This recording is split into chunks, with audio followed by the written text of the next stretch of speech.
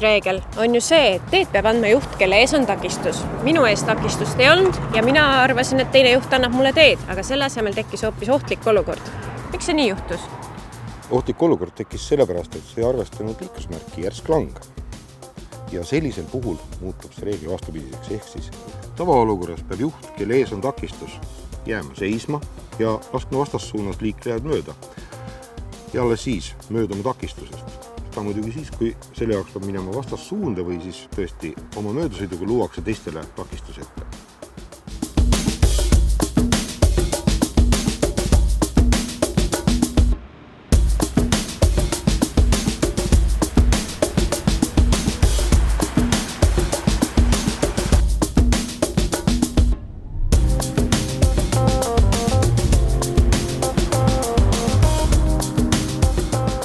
Siis, kui teel on liiklusmärki järsk lang, peab takistuse korral teed andma laskuv juht.